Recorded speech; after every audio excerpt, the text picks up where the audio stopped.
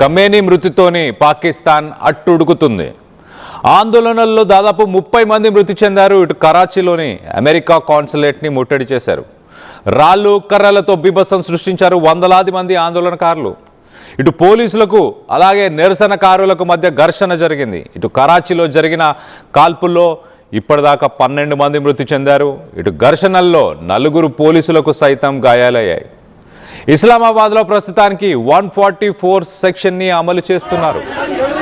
ఇటు కరాచీ, లాహోర్ అలాగే పేషావర్లోని America consulates వద్ద ఇంకా ఆందోళనలు జరుగుతూనే ఉన్నాయి. దానికి సంబంధించిన విజువల్స్ని మనం చూస్తున్నాం. ఇటు కాన్సులేట్ని టార్గెట్ చేసుకుంటూ ఆందోళనకారులు అక్కడికి చేరుకున్నారు. మనం చూడొచ్చు, పరుగులు తీస్తున్నారు. కాల్పులు జరుగుతున్న సమయంలో పరుగులు తీస్తున్నారు.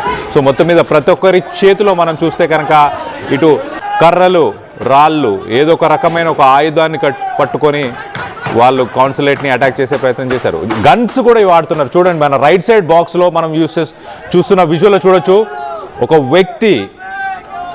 వ్యక్తి తన లెఫ్ట్ హ్యాండ్తో వచ్చి ఒక పిస్టల్ని యూజ్ చేస్తూ మరి షూట్ చేసే విజువల్ని మనం చూస్తున్నాం. ఒక్కసారి దాన్ని చూపించే ప్రయత్నం చేస్తాను. ఒక్కసారి మనం చూస్తే కనుక ఇటు కాన్సులేట్ని బేస్ చేసుకొని ఇటు కర్రలు చూడండి రైట్ సైడ్ బాక్స్లో కనిపిస్తుంది. ఒక వ్యక్తి, క్యాప్ పెట్టుకున్న ఒక వ్యక్తి వచ్చి గన్తో